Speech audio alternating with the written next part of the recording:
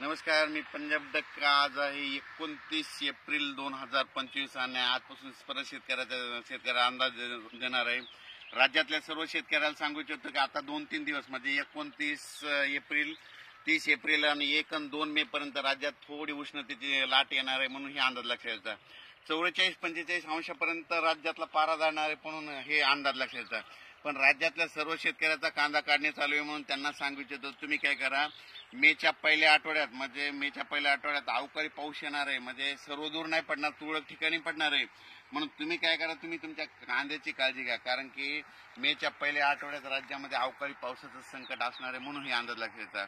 काय झालं की राज्यात सांगायचं झालं तर मेच्या पहिल्या आठवड्यात काय होणार आहे, गुजरात, इकडे मध्य प्रदेश, इकडे छत्तीसगड, इकडे कर्नाटक, तेलंगणा आणि इकडे आंध्र प्रदेश या भागामध्ये मेच्या पहिल्या आठवड्यात पाऊस पडणार आहे. त्याच्यामुळे आपल्या महाराष्ट्रामध्ये सीमालगत म्हणजे गुजरातच्या बाजूला उत्तर महाराष्ट्रात नंदुरबार, धुळे त्यामध्ये मेच्या पहिल्या आठवड्यात तिकडे तुरळक अवकाळी पावसाची शक्यता आहे. वारं पाऊस असणार म्हणून त्यांनी लक्षात घेतलं.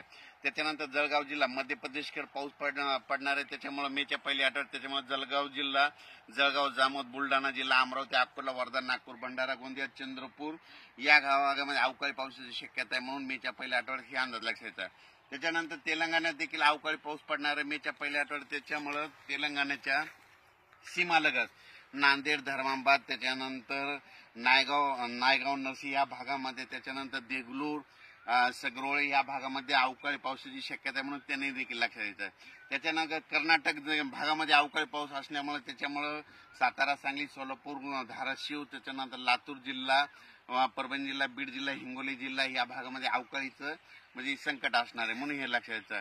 त्याच्यानंतर कोकण पट्टीमध्ये देखील मेच्या पहिल्या आठवड्यात अवकाळी पाऊस असणार आहे. त्याच्यामुळे पश्चिम महाराष्ट्रात तुरळक ठिकाणी अवकाळी येणार आहे आणि योगायोगाने पश्चिम महाराष्ट्रातलेच कांदे काढणे चालू आहे म्हणून त्यांनी काय करायचं, 2 तारखेपर्यंत तुम्ही कांदे काढा आणि झाकून ठेवा. कारण की 3-4च्या नंतर राज्यात वातावरण खराबच होणार आहे म्हणून हा अंदाज लक्षात येतात.